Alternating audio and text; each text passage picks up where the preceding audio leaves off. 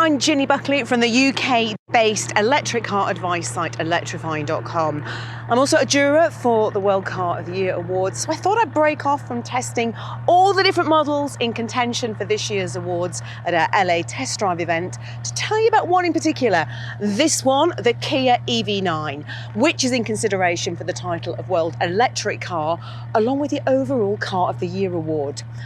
And if it's going to win either of those awards, it needs to be good. Very good, because there's loads of competition this year, particularly in the electric car category. So come on, let's take a look. Now, today's car is the 6-seat GT Line S, and it has a 99.8 kilowatt hour battery pack with a heat pump for extra efficiency, which is really handy in colder climates than California, where, of course, the range can drop significantly in colder weather. Now, that's a massive battery, but Kia's 800-volt charging tech means that every version of the EV9 can be recharged from 10 to 80% in as little as 24 minutes. That's when you get plugged into a 350 kilowatt high-powered charger.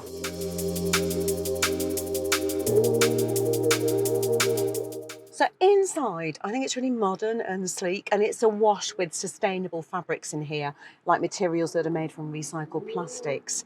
So in front of you, you've got two screens, one for the driver, which has got all that driver information on that you need, one for the infotainment and navigation directions. And I like the way they're blended together into this one slightly curved screen.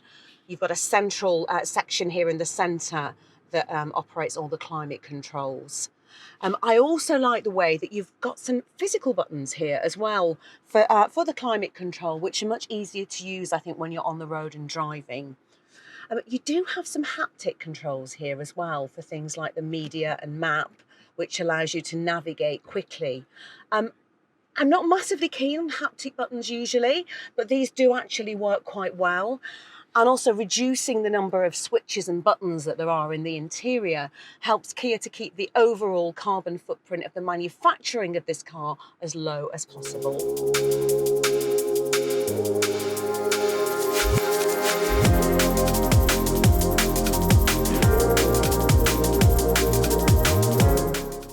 Now behind me, you've got two extra rows of seats.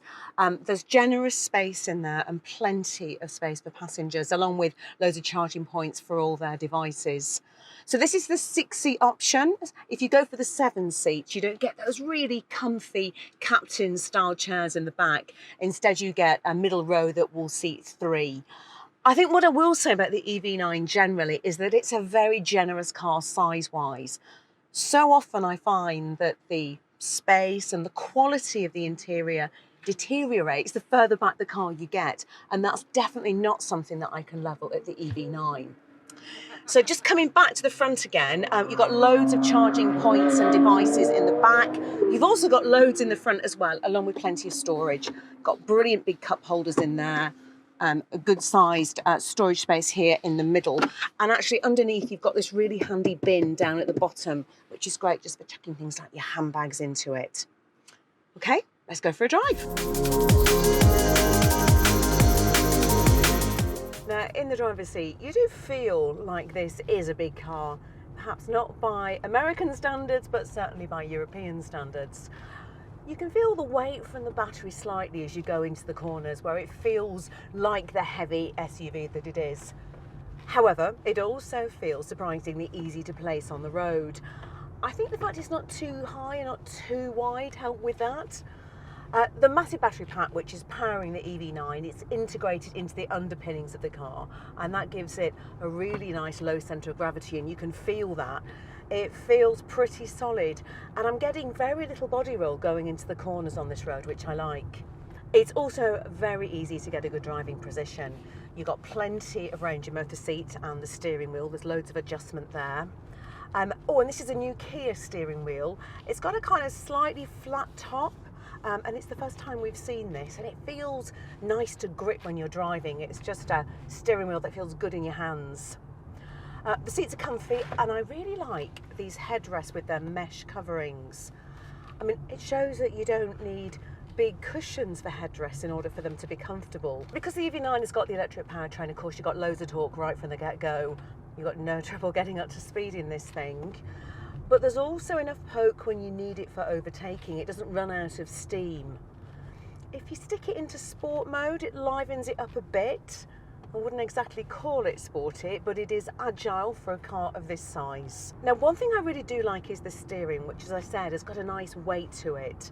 And I'm very much enjoying the one pedal drive, in which you can adapt through paddles here on the steering wheel. It's well set up, it's grabby enough to use true one pedal driving without feeling aggressive or jerky. And if you need to use the foot brake like I'm doing now, then it's nice and smooth, but it's got plenty of control. Now, if regenerative braking is a new term to you, let me explain what it is. It's something that's quite unique to electric cars, and it works by basically reversing the motors that you get in an EV. It's a bit like a generator, and it feeds back energy back into the battery to help ever so slightly increase the car's range. Now, this is energy that would otherwise have been lost through braking. And I think, you know, it fits really well with the whole ethos of an electric car, which is all about efficiency and saving energy. So that's my very quick look at the Kia EV9. How will I vote? Well, I couldn't possibly tell you that. You'll have to wait until the winners are announced at the New York Auto Show, and that's happening in April 2024. But what I will say is that we've been waiting a long time for a family electric car that can seat up to 7. And from what I've seen so far, the Kia EV9 is a very impressive option. So that's all from me. If you aren't already, then do subscribe to the World Car of the Year YouTube channel and switch your notifications on. And head over to electrifying.com as well, because we have all the latest electric car news there for you.